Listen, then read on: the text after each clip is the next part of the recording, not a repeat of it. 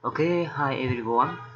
Today and in this video, I'm going to show you how to configure Dual ISP Redundancy Failover on the single Mikrotik router using the command line.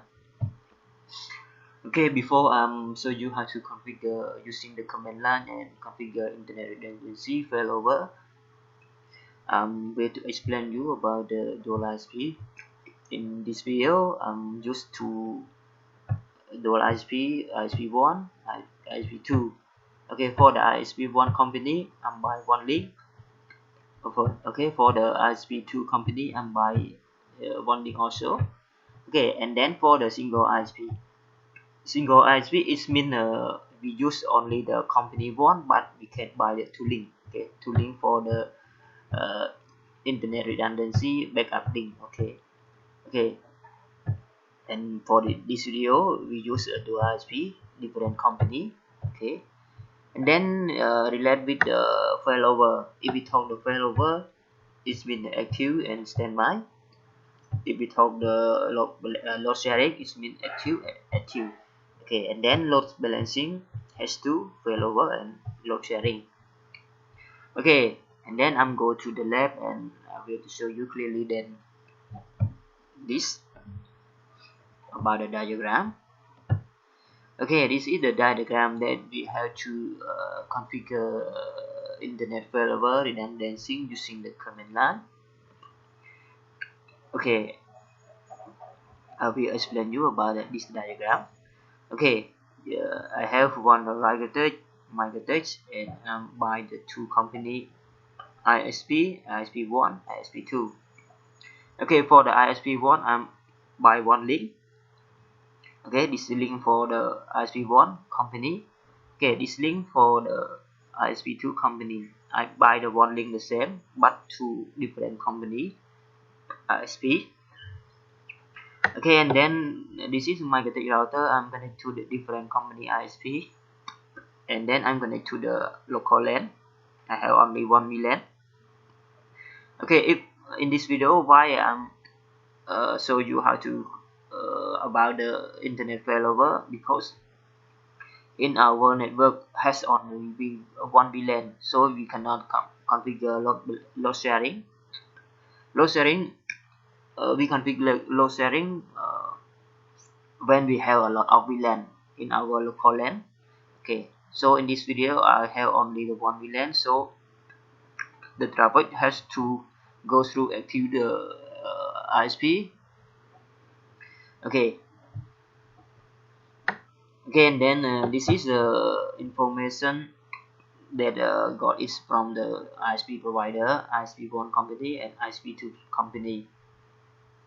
Okay, this is a step by step that we have to follow and configure. Okay, one until the 6 step for the testing failover. Okay, and then we go to the Mikrotik router for the configure internet failover. Okay, okay, this is the Mikrotik router that we have to configure Dual ISP redundancy failover. That follow the step by step. Okay, and then we go to the configure. Okay, for the step 1, set the IP address name and add IP to the interface LAN ISP1 and ISP2. Okay, before you set the IP, you have to show the command in the first pin. Show the interface. Okay, so the interface I'm already to rename for the ISP1, LAN ISP2. Okay, and then we just only the add IP address to the interface. Okay, for the interface name I'm already to rename already. Okay, for the how to rename interface, okay, so you already in the last video, so you can go to my channel and check the previous video about the basic how to configure Mikrotik's basic using the command line. Okay, and then for the first step, add address to the interface name. Okay, for the interface I'm rename already. Okay, then I'm go to the IP address for the print. Okay, for make sure the has in IP address or not. Okay, so this is the command that we have to show the information about the IP address. Okay, for okay, then I'm go to IP address and set the IP address, add the IP address to the interface. Okay, this IP. Okay, /24. Okay, and interface for the interface LAN. This IP you can see follow this one, step 1. Okay, and then IP add more IP address. Okay, 10.10.10.1/24 interface. Okay, ISP1. Okay, the same. Okay, 11.11.11.1/24 interface ISP2. Okay, and then you can show IP print, IP address print. Okay, this is the IP that we add to the interface LAN ISP1, ISP2, and this is the network address. Okay, and for the step 1 we already to add, and we go to the step 2, enable the HCP server. Okay, and then before you enable the HCP server, I will show you the command that print the HCP server or not. IP the HCP server print. Okay, so we don't have to configure, and then we go to enable IP the HCP server set on. Okay, this is you can tie the interface LAN for the assigned IP automatically to the client, the HCP client. Okay, this one the network address you can keep. Okay, this is the gateway.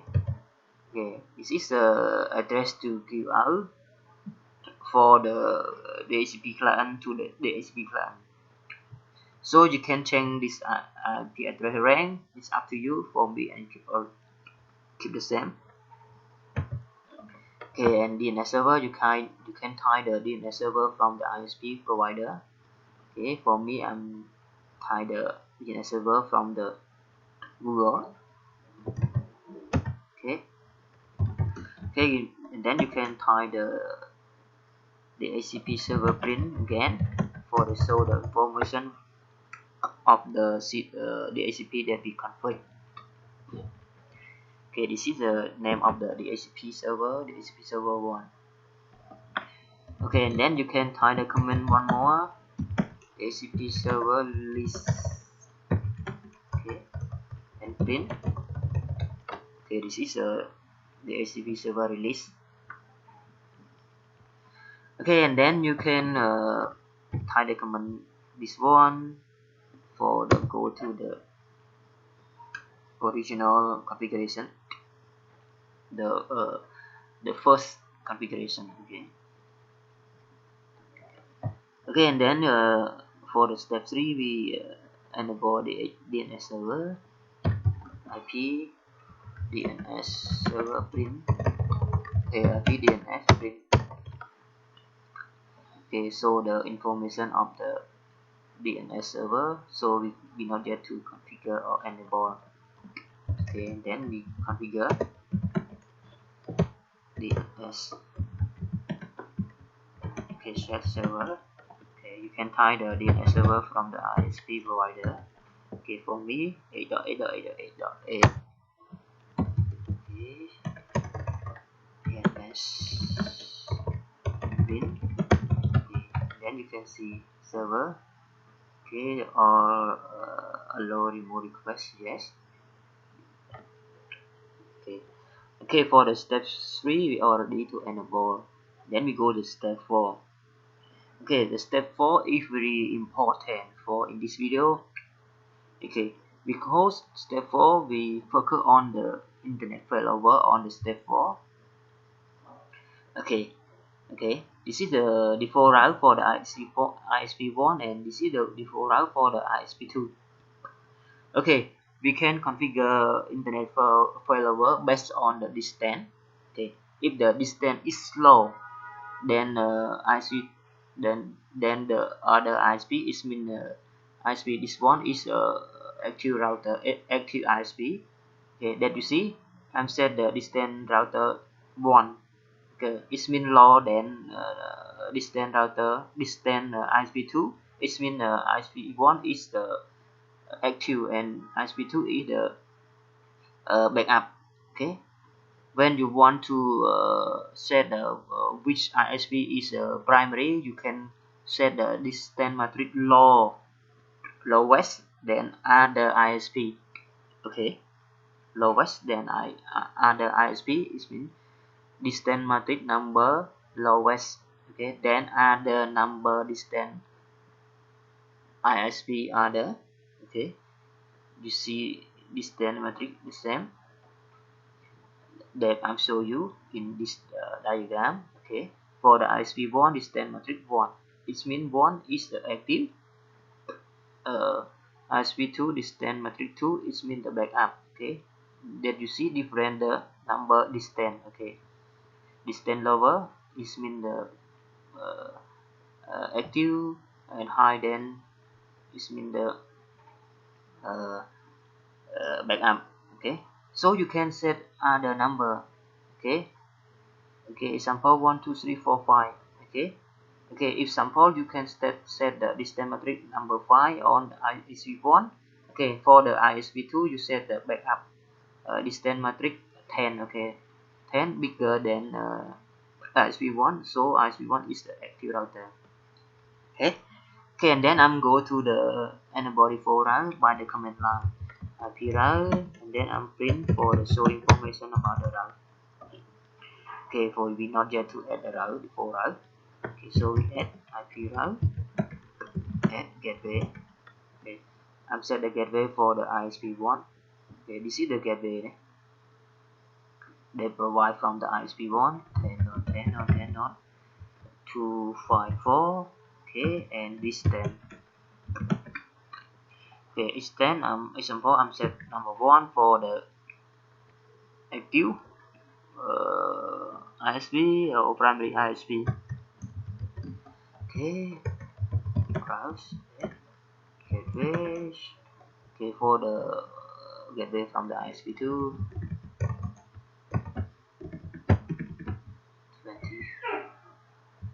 2254. Okay, the distance. Okay, number 2. Okay, and then you can show IP route print for the show the information from the enable route. Okay, that you see. Okay. Okay, and then we go to the step 5 enable NAT. IP firewall NAT. Okay, you can print NAT. Okay, don't see anything because we not yet to enable NAT. Okay, you can add chart source. Okay, our interface. Okay, for our interface, ISP 1 action Mikrotik. Okay, input dash interface. Okay, because we write type wrong the name of the interface. Okay, and then again, okay, change source interface. Okay, ISP 1. Okay, action Mikrotik. Okay, and then for the ISP 2, change source NAT and our interface. Okay, for the ISP 2. Okay, and action Mikrotik for access to the internet. Okay, already you can show command print. Okay, let us see. 1 and 0 and 1. Okay, for the line, 2 line, ISP 1 and ISP 2. Okay, for the step 5 we already to enable, and then you can testing ping to the internet. Okay, this is the internet. Okay, see, IP address from the internet 203.1.1.1. So you can testing ping from the Mikrotik to the this IP. Okay, this IP. Okay, it's working or not? Okay, I'm ping. Okay, then you can see reply. It means it's working. Okay, but we ping the working, but we not yet know the traffic goes through which the ISP. So we have two ISP. Okay, and then I'm go to the Windows ISP client 1 and ping to the this IP internet. Okay, ping to this IP.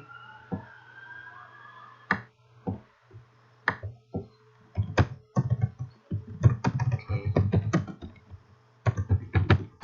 okay, it's working. Okay, it's working, but we don't know the traffic goes through which one, which ISP. Okay, we configure the traffic goes through this IP ISP, because ISP is the primary IP and ISP2 is the backup ISP. Okay, so the traffic has to go through this ISP and go to the internet. So we want to see the traffic, make sure the traffic goes through this IP gateway or not. You can type the command tracer route from the Mikrotik and command the tracer from the Windows ISP. Okay, and then I'm type the command tracer route. Okay, to and tracer.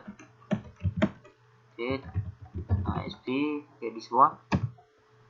Okay, and then you can see this. Okay, the traffic goes through this gateway. Okay, from the ISP1. Okay, there you see. Okay, it means Windows ISP goes through this Mikrotik gateway. Okay, and then goes through to the gateway from the ISP1. Okay, it means it's correct. We configure it means it's correct. Okay, there you see this gateway from the ISP1. Okay, and through the internet, it goes through to the internet. Okay, and then I'm go to the Windows client ISP1 and tracer. Okay, I'm tracer. Okay, that you see this the same number is mean the correct. This IP address gateway from the ISP1. Okay, you can see.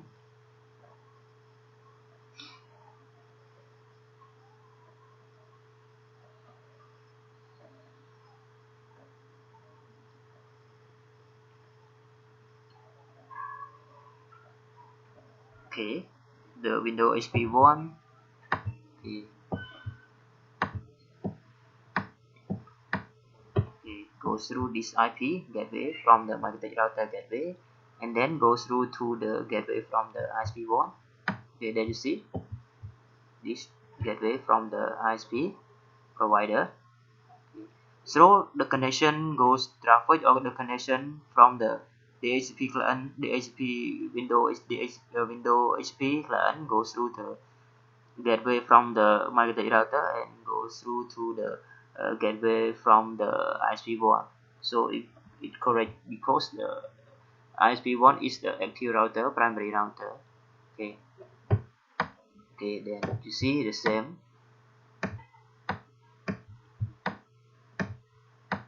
Okay, this IP address from the gateway ISP. Okay, get the same. Okay, and then I'm testing to the okay, and then ping. Okay, I'm go to the multi-router by the Winbox and testing the failover.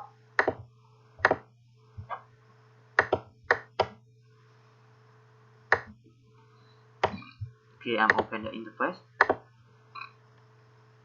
Okay, the traffic is running from the ISP1, that you see the bit per second is running. Okay, and then go to IP. Okay, that you see.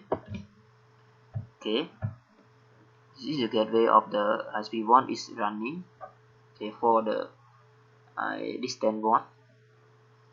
Okay, and then disconnect ISP1. Okay. Okay. Okay, then disconnect from the ISP1. ISP2 is working right now. Okay, that you see AS reachable. Okay, the Windows ISP is still working. Access to the internet. Okay, no timeout. Okay, and then you can see the ISP2 is working right now, processing, and the bit per second is running. That you see. Okay, and then Windows ISP is still running. It's still connected to the internet. Okay, can be accessed to the website. Okay, and then I'm so thread search again for go through which gateway. Okay. Okay, when the ISP1 down, I think the Windows ISP client 1 goes through this gateway. Okay, 11.11.11.254. Okay, from the ISP2, ISP1 down, and ISP2 go take action to the active router. Okay, then you can see the okay converting. Okay, Windows ISP it goes through the gateway from the Mikrotik router. This is the gateway from the Mikrotik router. Okay, and then I'm going to tool and tracer. Okay, tracer, tool, tracer. Okay,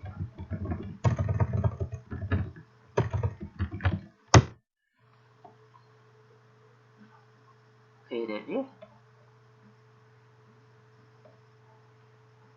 Okay, that you see this gateway. Okay, and then go to the Mikrotik router for the tracer tool, tracer route. Okay, and then I'm tie the IP internet and start. Okay, that you see. This is the gateway from the ISP2. Okay, gateway from the ISP2. Okay, window client goes through the gateway Mikrotik router and goes through to the my gateway from the ISP2. Okay, that you see from Windows ISP go to this IP and go to this IP from the ISP2 because ISP1 down. Okay, and then I'm up the ISP1. Okay, I'm up the ISP1. Okay, and then I'm ping again.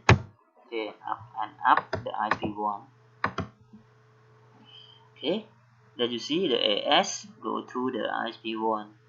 Okay, and then you can see the processing of the bit per second is running on the ISP1. Okay, did you see? Okay, and then I'm go to the tool and trace route again from the Mikrotik router, go through which one. Okay, and then when this is the gateway from the ISP2, when the ISP1 down, but currently the ISP1 is up, so you can maybe change. Okay, change to the gateway ISP1. Okay, this is ISP1. Okay, and then I'm trace route. So you can see the traffic is running on the ISP1.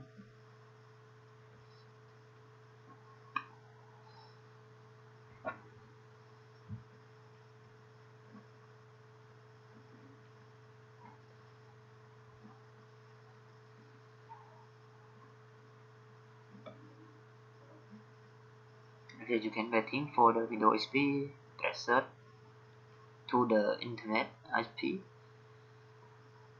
This is the IP from the internet for the testing.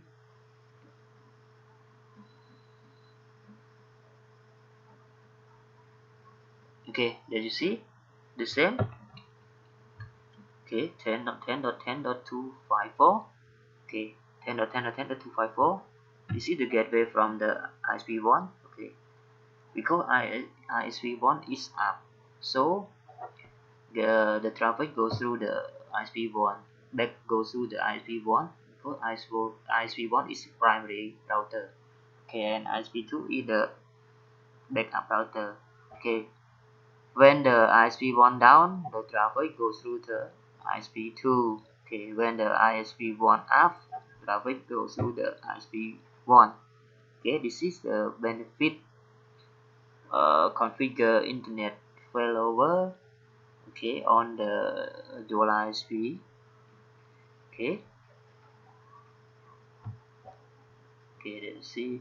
Okay, in this video I'm finished, and then the next video I'm going to show you how to configure internet redundancy failover the same, but use the big box and configure by the GUI. Okay, for this video I'm show you the command line. Okay, this video I'm show you the GUI and connect from the Winbox, go to the interface of the router and configure from the Winbox. Okay, and this video, thank you for watching, and for don't forget for help me to like, comment and share, especially subscribe on my channel. Cisco Triangle or my Cisco Learning is the same. For the my Cisco Learning is the video talk about my national or my language. Okay, and for the Cisco Triangle talk about the English language. Okay, thank you for watching.